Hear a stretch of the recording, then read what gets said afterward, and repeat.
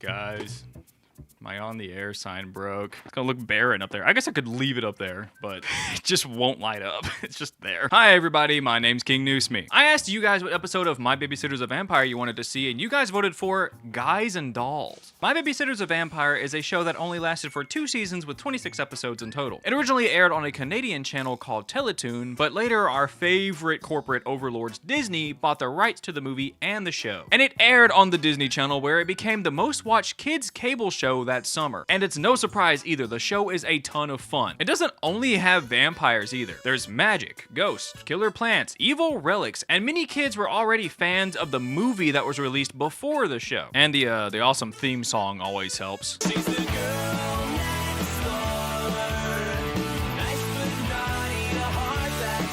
I'm going to play that song in every video I talk about this.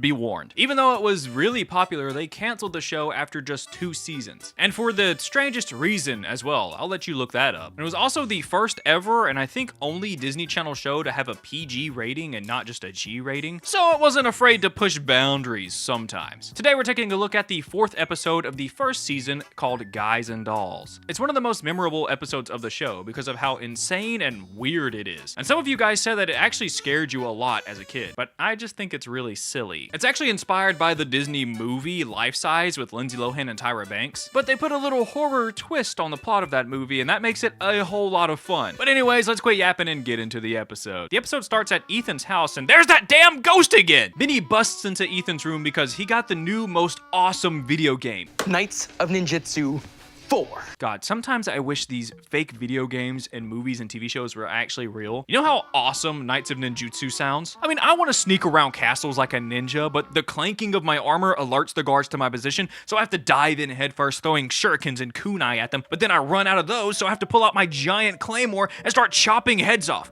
It would be so much fun. What were we talking about again? Oh yeah, we cut to Sarah and Ethan's little sister Jane. One of Jane's dolls somehow broke and she is really bummed about it. Even though it just looks like she twisted the leg a little bit too much. You can just twist it back, you know? Wait a second, it looks normal now. No, I thought the leg was fine. Don't try to hide it with your hand. But Sarah has to walk away to do some babysitter something or another, and Jane hears Ethan and Benny yelling about something from their room. So being the curious little girl that she is, she goes to investigate it. The boys are so hyped to play their new game, but Ethan's shitty old console is broken.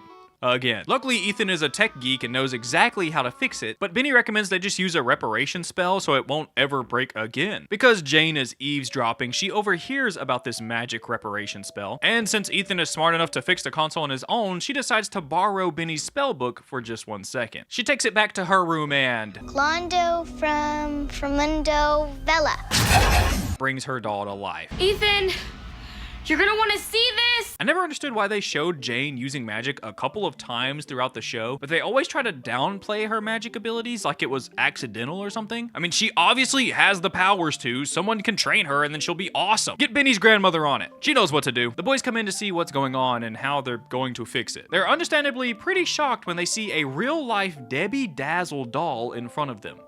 Well, Ethan is shocked. Benny is excited. A little too excited. Jane tells Ethan that she tried to use a repair spell to fix her leg, but instead she turned her into a real girl. And when Ethan talks about trying to turn her back into a doll, she gets a little upset. She says that she doesn't want to go back. It's boring and sucks being a doll, and she'll do anything to stay a person. Kind of an opposite of Toy Story. Those dolls were having a blast. Of course, Jane loves that Debbie is real now, so she promises to not let anybody turn her back into a doll. And then they go have a cupcake dance party, because why not? Another thing that Benny is once again a little too excited for. Sadly, he won't be able to join them because he's forced to fix this whole thing. Benny says that it's pretty obvious Jane didn't use the reparation spell, and he doesn't know which one she did use. So it's gonna take a minute for him to figure out what spell she used to turn her back. And about an hour later, Benny comes downstairs to see an absolute mess in the kitchen. And also a fun little Easter egg that I haven't seen anybody talk about. You can see someone wrote Doug was here in chalk on the background. This is probably a reference to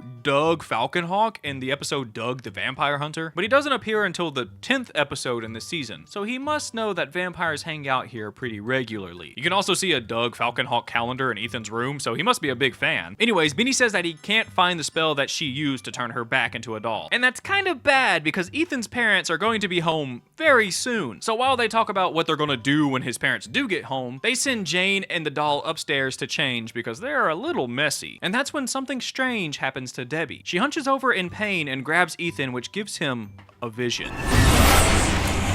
of fruit decaying. I could have told you that was gonna happen. You don't really have to see into the future to know that. But then in an instant, Debbie just stands up like she's completely okay, and they move on like nothing happened. But now Ethan's feeling pretty woozy. Ethan says that Debbie has to steal life from other people in order to keep her human form, and she does it by touching people. You got all that from fruit decaying? What? But now that they know what keeps her alive, they can just keep her away from people for a while, and then she'll slowly turn back into a doll by herself. So they head upstairs to lure Debbie away from Jane by saying there's accessories in the other room. And then they lock her into Ethan's room using a jump rope. Also, Rory comes to hang out, but they have more important things to do, so they kindly tell him they can't hang out tonight. But instead of going home, Hey, Ethan? he just flies up to Ethan's window. He overheard that they were playing the new Knights of Ninjutsu 4, and he wants to play with them. But instead of being greeted by a smelly teen, he's greeted by a pretty girl. You're much hotter than Ethan. And of course, Rory isn't gonna let a pretty girl be alone, so she invites him in and they get acquainted with each other. Rory, or the Roarster, our money, our dog, Roarinator, Roarmaster, or Batman. Okay, no one calls you Batman. And while that happens upstairs, Ethan's parents come home and Sarah tries to distract them while the boys clean up the mess in the kitchen. Even though just 2 seconds later, she tells them that they were making cupcakes, so I'm pretty sure they would have understood if the kitchen was a little messy. But this was mainly to get the parents upstairs so that they can see a random jump rope tied to Ethan's door. This is obviously not normal, so they untie the rope to the door and discover a girl in Ethan's room, which you could probably guess doesn't happen very often. So they're pretty shocked. But sadly for them, Debbie is running out of juice, so she uses them to fully recharge. Then Rory comes back to pick her up and take her away for some fun for the night, and Ethan and Benny make it back into his room to find his parents have been turned into dolls. The next day, we learn that they had no luck finding Debbie the night before. But Benny thinks that he found the spell that will turn her back into a doll, and that's great news. But Jane could have said the spell wrong, so she has to be the one to say it and reverse it. But while they discuss what they're gonna do over there, Rory and Debbie have their own conversation just down the hall. It's been a hot minute since she's recharged, so her plastic bones are starting to hurt once again. So she asks Rory if he knows how to fix a broken toy, but he tells her that he would usually just send it back to the manufacturer because they know what they're doing. And she finds his massively tiny brain very attractive. Well, that and his impeccable riz. You smell like a Rubik's Cube. Sadly, their makeout session gets cut short when Principal Hicks catches them in the hallway during class. He tells Rory to get to class since he has his ID card, but since she doesn't have one, Debbie's gonna have to come with him to his office. And once they make it to his office, she fakes like she's in pain to lure him very close, so she can use him for his life energy. Not gonna lie, his doll looks like the Inside Out dad. Does it not? Later, Ethan and Benny apologize to Rory for blowing him off the night before, but he's not mad at them at all. He got a new girlfriend because of it, so it's an ultimate win for him. And this is when they put a few puzzle pieces together and figure out that Rory was the one who let Debbie escape, and they try to warn him that she's not real, but that doesn't go so well. Dude, she's a doll. I mean, literally, a doll. But as they're trying to warn Rory, Debbie sneaks up on them. She seems to think that they're all friends, but they make it pretty clear that they're scared of her. They threaten to take her with them so that she can't hurt anyone else, but Rory isn't gonna let that happen. And since their backs are against the wall, there is only one way to fix it. Sarah. The boys make a plan to separate Rory and Debbie, but they're going to need Sarah's help. They ask Sarah to convince Rory's longtime crush, Erica, to distract him from Debbie so that they can grab her. So Erica does her flirty thing and tells Rory that she will allow him to take her out to dinner, and of course he says, Nah, I don't think so. "Oh!" He tells her that she had her chance, but he's over her now because he's found his soulmate, which makes Erica really, really mad.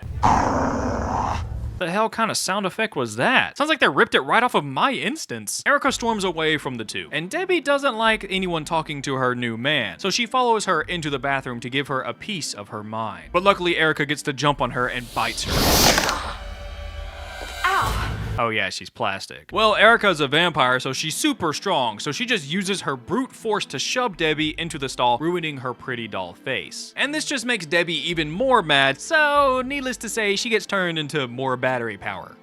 and a cute little Barbie doll. Debbie heads back to Rory and asks if he can help her fix this limp and now her face. But Debbie isn't as pretty as she was 5 seconds ago, so Rory breaks up with her. I think we should see other faces. People! I meant people. Dang, bro. I love ya, but that's super shallow just because she got a little cut on her face. She does look kind of horrific. Never mind. Cut back to the group, and they think Erica bailed on them. If only they knew the truth. And now they're gonna have to come up with another plan. They run into Rory in the hallway, and he tells them that Debbie has gone crazy. She looks insane, and now she keeps talking about seeing the one who made her. And he has no idea what she's talking about. But the only person that they can think of that she's talking about is Jane. After school, Sarah runs to pick up Jane, and then she tricks her into playing hide and seek so that they can capture Debbie. But that also doesn't go as planned. Debbie makes her way inside the house and absolutely tanks a punch from Sarah, and then drains enough of her life force so that she can't fight back. God, I feel like I'm watching a series of unfortunate events. Nothing is going right for this group. Luckily, Sarah is a tough girl, and she gains the strength to push Debbie down the stairs. I love this scene because you could see the wig almost falling off the stunt actor's head. She does save it though. Somehow, but that was a close call. And now with Debbie, incapacitated? Or should I say decapitated? The boys can now figure out how to turn her back because nothing can do anything without a head. Looks like you spoke too soon, buddy. Debbie re-equips her noggin, and Ethan and Benny are gonna have to head upstairs and quickly figure out the spell, while Sarah stays back and fights Debbie for a while. Well, that didn't last long. God, Debbie really is a force of nature. She could like take over the world if she wanted to. I think she's like the scariest enemy so far in this show. While Benny tries to get information out of Jane, Ethan comes up with a plan to try and convince her to change back into a doll without having to use magic. And that's dressing like her boyfriend Dazzle Dan. This is probably the best plan he's had all episode. He begs Debbie to turn back into a doll and be with him. But just like before, she says she doesn't want to be a doll. It's boring and it sucks and it's lame and she hates it. That is until Ethan convinces her by asking one simple question. Do you want to have to work at a job? No one wants a job, so she is almost convinced. Until Ethan fucks it up. He offers to take her on a ride on his speedboat. And everyone knows Dazzle Dan has a hover yacht, you idiot. And Debbie doesn't like being tricked, so she grabs Ethan by the throat and begins to choke him out. Luckily, Jane busts out of the closet and quickly says the spell, turning Debbie back into a doll. But hey, her legs and face are fixed now. And since the spell was reversed, everyone Debbie turned into a doll gets turned back into human. And each of them have no recollection about what happened to them before, so they don't even know she existed. And luckily for them, this means that Ethan won't get grounded this time. And the episode ends with a disco beach party, and of course, Debbie joins them. I don't know if that's good or not. And that's the end of the episode. I forgot how fun this show is. I also forgot how absolutely insane it can be at times. This is one of the weirder episodes, but it can get a little weirder here on out. Okay, so this episode is actually pretty good. The show has some pretty dumb episodes that are just there to have fun, which is completely okay. I love dumb fun, but this episode does a pretty good job at keeping things a little spooky while also having a lot of fun. At first, you think it's gonna be an episode where they just have to hide a living doll from the world for a little bit. Maybe Benny falls in love with it and refuses to change her back. Let's be honest, that would have absolutely happened if they went that way. But the twist where she has to suck the life force out of people to live is pretty crazy. And her powers seriously make Debbie pretty scary, and her messed up doll face doesn't help either. Imagine if she escaped into the world and no one else knew her power. How would they even stop her? Even if you knock her head off, she still will get up and put it back on. Now what would the killer clowns do? What are you gonna do? Knock my block off? They can't knock your block off. And her victims turn into dolls as well. What the heck? If only the doll form could like see and hear what's going on, that would just make it a little bit scarier. On a serious note, Debbie does get to be pretty scary towards the end of the episode. And I can see why some of you guys said this episode absolutely terrified you as a kid. She was very unhinged, to say the least. Overall, I think it's a good episode. It was intended to be dumb and fun, and it absolutely did that. And it does feel like the ending was a bit rushed, like they didn't really know what to do. And I really don't like how they just made Rory leave her because her face is messed up. Usually Rory is a like ride or die for his girls, but this time he just gave up a little too easily. They probably just got what they needed out of him in his story, so they were like, he leaves her, you know, it's easier that way. Just take the lazy way out, you know? And like I said earlier, I wish they showed more of Jane and like her magical abilities. This is the second time in the series that she's done magic. And they kind of just like, man, she does it here and there, you know? Like, what if she's the reason they get saved? Well, I guess she was the reason they got saved in this episode. Never mind. Actually, she saved them in the movie as well. Her and her grandma. Dang, Jane is like the hero of the story. I'm just noticing this. Another thing I do like about this episode is I like how they dressed up Ethan like the Ken doll. Probably the best best part of the episode. It's the funniest part by far. I mean, look at my boy. He's styling. Too bad he gets choked out 5 seconds later. But that's all I got for you today. Let me know what you think about the episode. I have a Patreon. The $5 members get bonus content plus videos a day early, maybe some pictures of my cats, a Discord server, and your name right here on screen. Like the video if you like the video. Thank you for watching the video all the way through. I appreciate you all, and peace.